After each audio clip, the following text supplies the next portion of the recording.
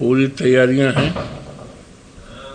Samajwadi party और India गठबंधन में शामिल पार्टी, खासतौर से कांग्रेस, सभी नेताओं में सीटों के बारे में आम सहमति हो गई है। सीटों के बंटवारे में कहीं असमंजस नहीं होना चाहिए और ये बात साफ है कि 9 सीटों पर जिस पर चुनाव घोषित है, कैंडिडेट करीब करीब हमारे घोषित हो चुके हैं इंडिया गठबंधन के, और 9 सीटें हमारी जीतेंगी और भारतीय जनता पार्टी बुरी तरह से पराजित होगी। इसमें एक बड़ा अहम सवाल ये है, 2 सीटों कांग्रेस के लिए छोड़ी गई है। क्या स्थितियां रहने वाली और क्या लगता है कांग्रेस कितना सेटिस्फाइड रहेगी? सेटिस्फाइड है। There is no problem, there is no problem. सहमति के आधार पर ये चुनाव होगा और सहमति बन चुकी है, उसमें किसी को संदेश करने की गुंजाइश नहीं है। और ये भी तयशुदा है कि ये 9 सीटें हमारा इंडिया गठबंधन जीतेगा। सोर्सेस से ये इन्फॉर्मेशन मिल रही है कि कांग्रेस संतुष्ट नहीं है। कांग्रेस का कहना है कि हमसे डिस्कशन नहीं। नो, ऐसी कोई, there is no such information. So far as I know, there is no such information.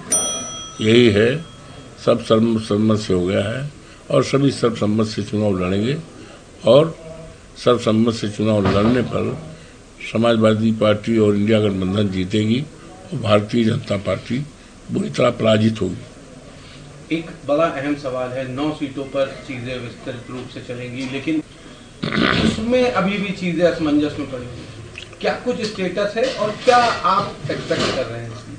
ऐसा है कि 9 सीटों का ऐलान हुआ है, लेकिन 10वीं सीट है मेलकीपुर की,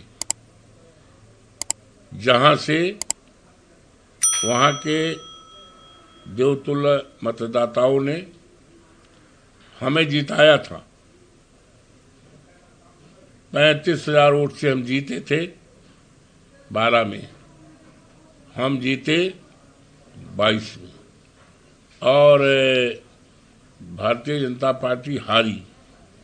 और इस चुनाव में जो अभी लोकसभा का चुनाव हुआ है, जिसमें फैजाबाद के देवतुल्य मतदाताओं ने जनपद अयोध्या की देवतुल्य लोगों की कृपा से, भगवान की कृपा, हनुमान जी की कृपा से हम सांसद चुने गए 54 फैजाबाद के। भारतीय जनता पार्टी पूरी तरह से पराजित हुई। कोई भी उनका चाल, कोई हरकंडा काम नहीं आया और जिसकी चर्चा आज केवल अयोध्या और फैजाबाद उत्तर प्रदेश में ही नहीं, देश में नहीं, सारी दुनिया में आज इसकी चर्चा है। तो इसी सीट पर, जिस सीट से हम लोकसभा जीते हैं, इसी सीट में मिल्कीपुर भी विधानसभा आता है, जहां से हम चुनाव जीते थे। जब हम सांसद हुए तो 12 जून को हमने इस्तीफा दिया और इस इस्तीफे को 13 जून को माननीय अध्यक्ष विधानसभा उत्तर प्रदेश आदरणीय श्री महाराज सतीश महाराज जी ने स्वीकार कर लिया और 13 जून को ये सीट वैकेंट हो गई, जिसका नोटिफिकेशन हो गया। इस नोटिफिकेशन की सूचना चुनाव आयोग उत्तर प्रदेश को और संबंधित सभी अधिकारियों को हो गया, तो पूरी तरह से वैकेंट हो गया। इस वैकेंट सीट पर अब जिसने रिट किया था, भारतीय जनता पार्टी की तरफ से एक रिट दायर हुई थी उस चुनाव को करने के, हस्तक्षेप करने के लिए। हालांकि माननीय न्यायालय ने, न्यायमूर्ति ने, माननीय न्यायालय ने 26 अप्रैल को ये फैसला कर दिया कि रिट में कोई ऐसा ठोस आधार नहीं है जिसके आधार पर हस्तक्षेप किया जाए।